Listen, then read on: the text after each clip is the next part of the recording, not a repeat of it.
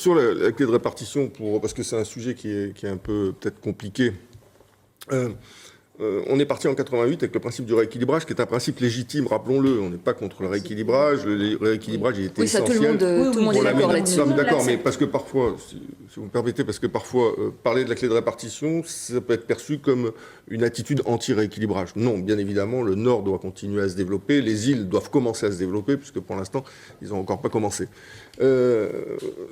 En 1988, lorsque cette clé de répartition a été décidée, la province sud avait 68% de la population. Aujourd'hui, elle en a 75%. Les îles avaient 11% de la population. Aujourd'hui, ils ont baissé, ils en sont à 7%. Et le Nord avait 21% de la population. Aujourd'hui, ils sont à 18%. Or, le Nord et les îles, qui ne représentent aujourd'hui que 25% de la population, ont 50% des recettes fiscales. Et la province sud, qui a 75% de la population, a les autres 50% de recettes fiscales. Et pourquoi ça bloque ?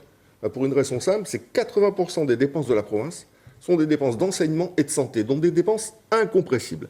La population augmente, les recettes n'augmentent pas. Et donc, ce que j'ai proposé, et Calédonie Ensemble a déposé une proposition de loi pour sortir du débat, même 2 propositions de loi distinctes. Et la proposition de loi qui a été déposée, qui vise à modifier la clé de répartition, elle ne vise pas à la remettre en cause, je le dis sincèrement, à reconmitant, elle vise à remettre cette clé de répartition au niveau où elle était en 1988. Comme la population depuis lors a évolué, on prend ça en considération, ce qui conduit à maintenir la discrimination qui existe, mais au niveau démographique et en termes de population tel que ça existe aujourd'hui. C'est-à-dire ça donnerait à la province sud 57% au lieu des 50% de recettes fiscales et aux autres provinces 43%. On maintiendrait le principe, mais on l'adapterait aux évolutions de la population que nous avons constatées jusqu'à maintenant.